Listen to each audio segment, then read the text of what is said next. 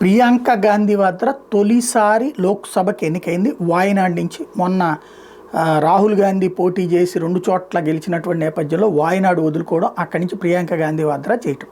అంటే గాంధీల కుటుంబంలో ఒకేసారి 3 గాంధీలు పార్లమెంట్ సభ్యులుగా ఉన్నారు. ఈవెన్ ఇందిరాగాంధీ బతికున్నప్పుడు కూడా ఇందిరాగాంధీ ఉంది, కానీ సంజయ్ గాంధీను రాజీవ్ గాంధీ అప్పుడు ఎంపీలుగా లేరు, కొడుకులుగానే ఉన్నారు. అట్లాంటిది ఇవాళ వాళ్ళ కుటుంబంలో ఒకేసారి 3, సోనియా గాంధీ రాజ్యసభ సభ్యురాలు, వీళ్ళిద్దరూ లోక్సభ సభ్యులుగా ఉన్నటువంటి సందర్భం. అట్లాంటి సిచ్యుయేషన్లో ప్రియాంక గాంధీ వాద్రా తొలి లోక్సభ ఉపన్యాసం పేలవంగా సాగింది. చివరికి పత్రికలు 4 లైన్లు రాయాల్సి వచ్చింది. ఆర్థిక మంత్రి నిర్మలా సీతారామన్ అసలు ఏ గ్రహం మీద నివసిస్తున్నారో నాకు అర్థం కావటం లేదు, ద్రవ్యోల్బణం, నిరుద్యోగం, ధరల పెరుగుదల వంటివి ఏమీ లేవని మంత్రి పార్లమెంట్లో చెప్పారంటూ ఆమె తప్పు పట్టుకొచ్చారు. అసలు పాయింట్ ఏంటి ఇక్కడ? వివరంగా మాట్లాడగలగాలి, సెటైర్లే వేయడమా, అద్భుతమైనటువంటి ఉపన్యాసం ఇవ్వగలగాలి. రాహుల్ గాంధీకి ప్రత్యామ్నాయం ఈమె, లేకపోతే కాంగ్రెస్ పార్టీకి సరైనటువంటి దిక్సూచి ఈమె అనేటటువంటిది ప్రూవ్ చేసుకోవాలి.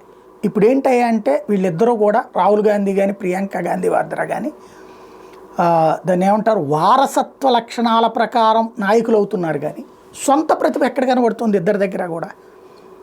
లేకపోతే ఇన్ని సంవత్సరాలు 50 ఏళ్ళు దాటిపోయింది రాహుల్ గాంధీ, ఇంతవరకు నేర్చుకోలేదు అతను. ఏ కమ్యూనిస్టులు చెప్పేదో, లేకపోతే ఏ సోరోస్ గ్యాంగ్ చెప్పేదో వాళ్ళకి సంబంధించినటువంటి మాటలే వినేటటువంటి పరిస్థితి ఉంది. ఇది ఇక్కడ సమస్య అవుతుంది.